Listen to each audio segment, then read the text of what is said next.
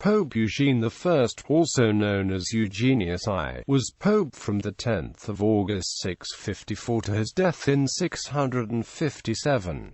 He was a native of Rome, born to one Rufinianus. Early life. Little is known of Pope Eugene's early life other than that he was a Roman from the Aventine and was known for his holiness, gentleness, and charity. He had been a cleric from his youth and held various positions within the Church of Rome. Election under unusual circumstances. On the banishment of Pope Martin I by Byzantine Emperor Constans II, he showed greater deference than his predecessor to the emperor's wishes and made no public stand against the monothelitism of the Patriarchs of Constantinople. Martin I was carried off from Rome on the 18th of June 653 and was kept in exile until his death in September 655.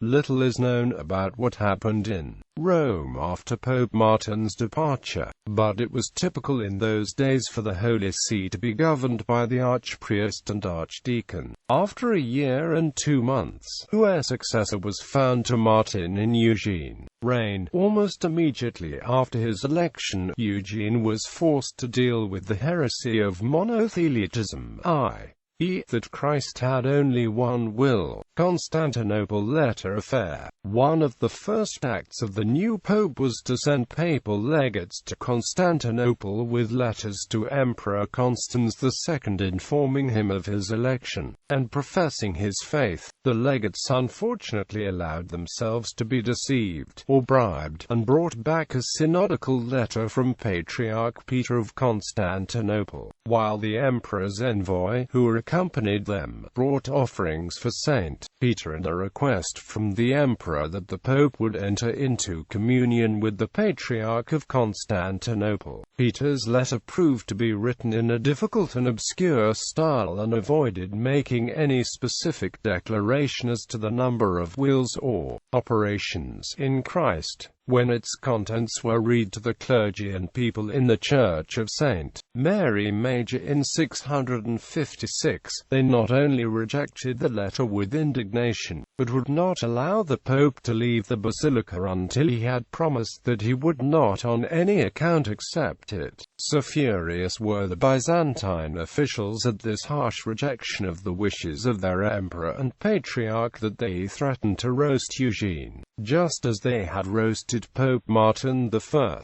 Eugene's persecution was averted by the ensuing conquest of the Muslims, who took Rhodes in 654 and defeated Constans himself in the naval battle of Phoenix. Later years, it was almost certainly this pope who received the youthful St. Wilfrid on the occasion of his first visit to Rome. At Rome he gained the affection of Archdeacon Boniface, a counselor of the apostolic pope, who presented him to his master. Eugene placed his blessed hand on the head of the youthful servant of God, prayed for him, and blessed him. Nothing more is known of Eugene except that he consecrated 21 bishops for different parts of the world, and that he was buried in St. Peter's Basilica. He died in 657 and was acclaimed a saint, his day being the 2nd of June, although, according to Anastasius, he died on the 1st of that month.